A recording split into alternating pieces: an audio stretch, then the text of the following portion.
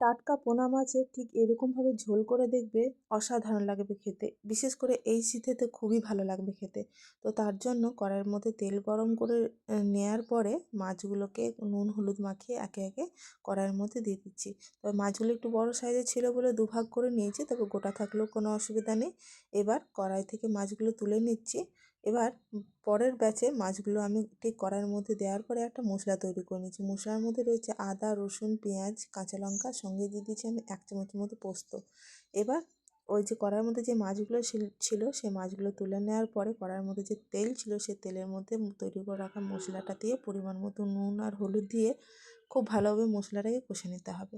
মশলার মধ্যে কিন্তু আর অন্য কোনো এক্সট্রা মশলা দেওয়ার দরকার নেই। সাধারণ এই যে মশলাটা আছে এটাতেই কিন্তু মাছটা খেতে খুবই ভালো লাগবে। টমেটোর টক আর পোস্তর যে মিষ্টি ভাবটা আছে, যে স্বাদ আছে, তাতে কিন্তু এই মাছের ঝোল খেতে অসাধারণ লাগবে। তার জন্য একটু বেশি করে জল দিয়েছি ঝোল বানাবো বলে। আলু দিয়ে কিছুক্ষণ কষে নেওয়ার পরে একটু বেশি করে জল দেওয়ার পরে মাছটা মানে ঝোলের মধ্যে মাছ দিয়ে কিছুক্ষণ ফুটিয়ে নিতে হবে। ফুটিয়ে নেওয়ার পরে কিন্তু পুরোপুরি তৈরি হয়ে যাবে এই মাছের ঝোল। যদি তোমাদের একবারও মন হয় যে হ্যাঁ রেসিপিটা ভালো হয়েছে, তাহলে কিন্তু অবশ্যই এরকমভাবে একবার বানিয়ে দেখবে, খেতে অসাধারণ লাগবে। বিশেষ করে এই শীতে এর মধ্যে যদি একটু তেঁতুলের টক দিতে পারো তাহলে কিন্তু খেতে আরও ভালো লাগবে।